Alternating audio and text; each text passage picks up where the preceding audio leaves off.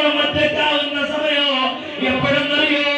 20,000 മലക്കുകൾ അകമ്പടിയോടുകൂടി മഹാനായ ഖാദിമുൽ അർവാഹ് മലക്കുൽ മൗത്ത് അസ്റായീൽ അലൈഹിസ്സലാത്തു വസ്സലാം നമ്മുടെ റൂഹ് ഊരിക്കൊണ്ടുപോകുന്ന സമയം.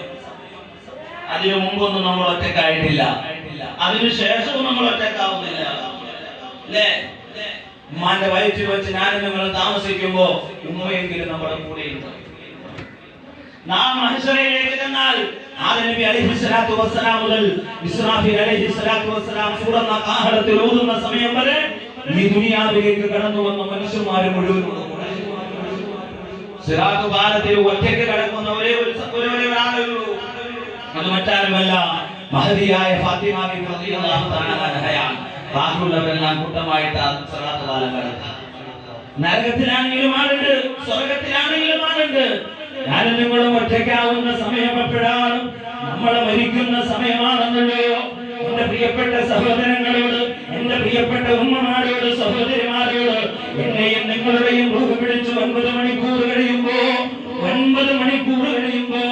നമ്മൾ പോറ്റി വളർത്തിയ നമ്മുടെ മക്കൾ കുളിപ്പിക്കാൻ എടുക്കുകയാ.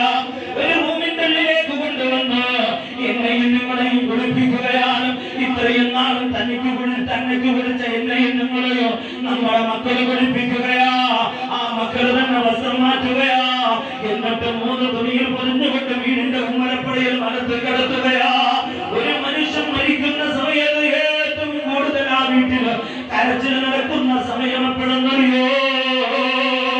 ആ മനുഷ്യൻ മരിക്കുന്ന സമയത്തല്ല, അവനെ കുളിപ്പിക്കാൻ എടുക്കുന്ന സമയത്തല്ല, അവനെ കഫൻ ചെയ്യാൻ ചെയ്യുന്ന സമയത്തല്ല.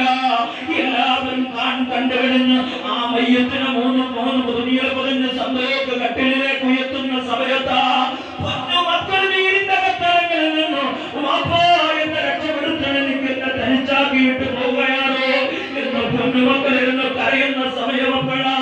ആരിരുന്ന് കരയുന്ന സമയമെപ്പോഴാ? എന്നെ ശബ്ദം കേൾക്കുന്ന പ്രിയപ്പെട്ട ഉമ്മ, നിന്റെ ശരീരത്തിന്റെ ചൂടുപറഞ്ഞ നിന്റെ പ്രിയപ്പെട്ട ഭർത്താവ് നിന്നെ കെട്ടിപ്പിടിച്ച് കരയുന്ന സമയമെപ്പോഴെന്നറിയോ? 3 തുണിയിൽ പൊതിഞ്ഞുകൊണ്ട് നിന്റെ വീടിന്റെ ഉമ്മറപ്പടിയിൽ മലർന്നു കിടന്നു. അവസാനം എല്ലാവരും ഒരു നോക്ക് സന്തോഷ കെട്ടിൽ നിന്റെ കുഞ്ഞുമക്കളുടെ